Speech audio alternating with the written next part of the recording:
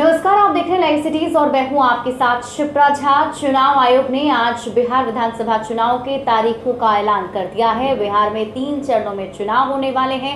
अब सभी राजनीतिक दलों की तैयारियां भी तेज हो चुकी हैं और जब से तारीखों का ऐलान हुआ है उसके बाद से सभी राजनीतिक दलों की तरफ से अपनी अपनी प्रतिक्रिया भी दी जा रही है।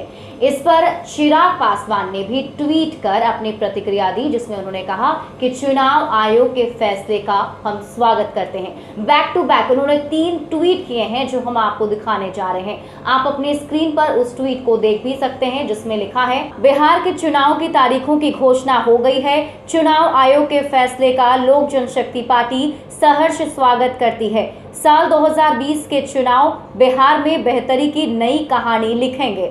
इसके अलावा उन्होंने दूसरा ट्वीट किया जिसमें उन्होंने लिखा, बिहार चुनाव आदरणीय प्रधानमंत्री के विकसित बिहार के सपने और अपने अभिभावक आदरणीय रामविलास पासवान जी के 50 वर्षों के कार्यों को बिहार वासियों के सामने रखने का अवसर है। इस ट्वीट में आप ध्यान दीजिएगा, इसमें उन्होंने नीतीश कुमार का जिक्र नहीं किया है। मतलब साफ है कि नीतीश कुमार से नाराजगी चिराग पासवान की बरकरार है।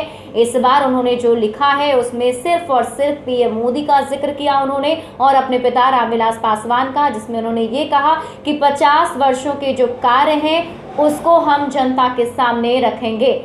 और इसके अलावा उन्होंने फिर तीसरा ट्वीट किया जिसमें उन्होंने लिखा, चुनाव की घोषणा के इस महत्वपूर्ण अवसर पर थोड़ा भावुक भी हूं। पापा अस्पताल में हैं और मार्गदर्शन करने वाले उनके शब्दों की कमी महसूस कर रहा हूं। बिहारियों के लिए उनकी कल्पना को साकार करने की कोशिश करूंगा।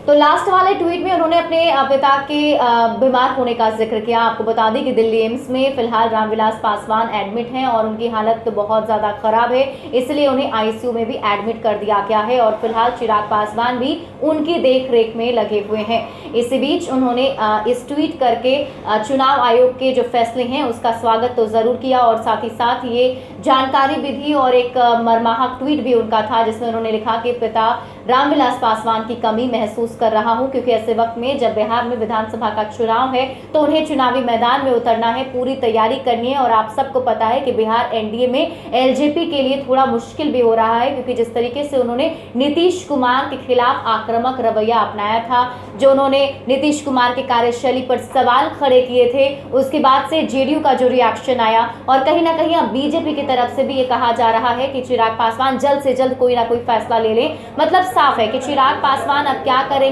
और बहुत ही मुश्किल में तो वो ऑलरेडी फंसे हुए हैं, क्योंकि उन्होंने बहुत कुछ अभी तक साफ नहीं किया है। कभी उनकी तरफ से ये कहा जाता है कि वो नरेंद्र मोदी के खिलाफ कुछ नहीं बोलेंगे, लेकिन साथ साथ वो ये भी कहते हैं कि अगर वो एनडीए के तहत चुनाव लड़ते भी हैं तो 143 विधानसभा सीटों पर अपने चुनावी मैदान में उतरेंगे और अपने उम्मीदवार को उतारेंगे। तो अभी तक उनका रुख जो है वो स्पष्ट नहीं हो पाया है, लेकिन फिलहाल उन्होंने चुनाव आयोग के इस फैसले का स्वागत किया और ये भी कहा है कि अभी जितने भी जनता है, बिहार की जनता, उनके सामने हम अपने पिता द्वारा जो काम किए गए हैं और प्रधानमंत्री नरेंद्र मोदी की तरफ से जो काम किए गए हैं उसको हम जनता के सामने जरूर रखेंगे। ज्यादा अपडेट के लिए आप जुड़े रहिए लाइव सीरीज के साथ और अभी तक अगर आपने हमारा यूट्यूब चैनल सब्सक्राइब नहीं किया है तो सब्सक्राइब कर लीजिए। अगर आप हमारा ये वीडियो फेसबुक पेज पर देख रहे हैं तो पेज को लाइक कर लीजिए। हमें ट्विटर पर फॉलो करना बिल्कुल मत भूलिएगा।